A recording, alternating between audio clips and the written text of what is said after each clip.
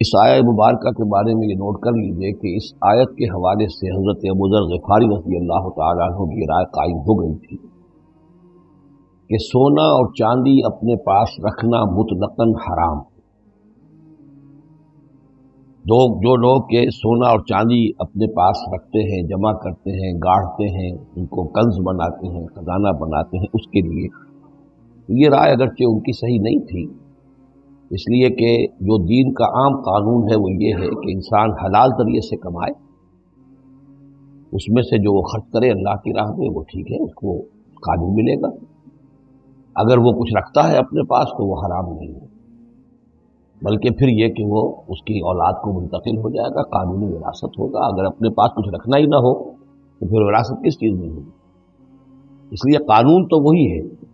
البتہ یہ ہے کہ وہ جو کہا گیا ہے کہ اللہ کی راہ میں خرچ کرو، خرچ کرو، خرچ کرو، کتنا کرو،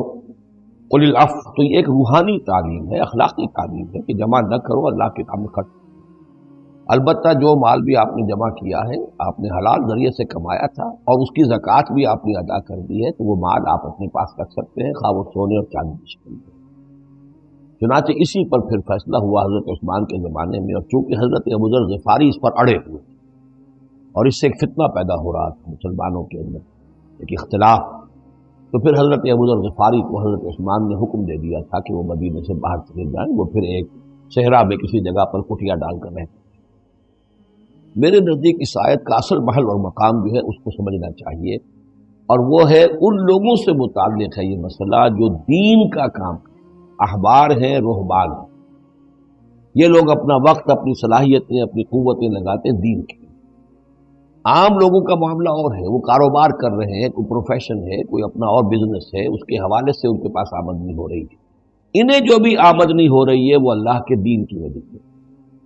یہ اپنے پاس اگر رکھتے ہیں اور اپنا جائیدادیں بناتے ہیں اور دولت بناتے ہیں اور اپنے لیے پھر وہ اپنی نسلوں کے لیے اس کو وراثت میں منتقل کرتے ہیں، تو ان کے اوپر یہ آیت بعین ہی انہی الفاظ میں اس کا انطباق ہوگا، اس لیے کہ یہ سارا معاملہ احبار اور رہبان کے حوالے سے اس آیت کا سیاق اور سباق جو ہے، یہ ظاہر بات ہے کہ ان کے لیے جو بھی کچھ ہے، یہ لٹمس ٹیسٹ یہ ہے، ہاں آپ اپنی ضرورت پوری کریں، جیسے حضور نے اپنی ضرورتیں پوری فرمائی، ازواج مطہرات کو بھی نان نفقہ دیتے تھے، آپ اسی بیت المال میں سے، آپ اپنے عزیزوں کے ساتھ بھی کوئی حسن سلوک کرتے تھے وہیں سے کرتے تھے۔ کبھی بیت المال خالی ہے تو فاقہ بھی آ رہا ہے، لیکن ضرورتیں پوری کریں، جائیداد بنا کر نہ چھوڑ کر جائیں۔ یہ جو معاملہ ہے کہ اس کو جمع کیا جائے اور پھر وہ جائیداد بنے، میرے نزدیک آج بھی اگر آپ جاننا چاہیں علماء حق کون ہے اور علماء سو کون ہے، تو لٹمس ٹیسٹ یہ ہے، جو شخص اپنے دینی کیریئر کے نتیجے میں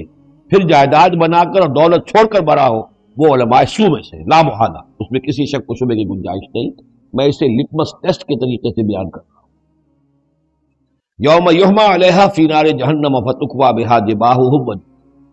جس دن کہ ان کو تپایا جائے گا اس سونے اور چاندی کو جہنم کی آگ میں، اور پھر داغے جائیں گے ان سے ان کے پیشانیاں بھی اور ان کی پسلیاں بھی اور ان کی پیٹھیں بھی۔ ھذا ما کنزتم لانفسکم، یہ ہے وہ جو تم نے اپنے لیے جمع کیا تھا، لانفسکم فذوقوا ما کنتم تکنزون، اور مزہ چکھو اپنے اس کنز کا۔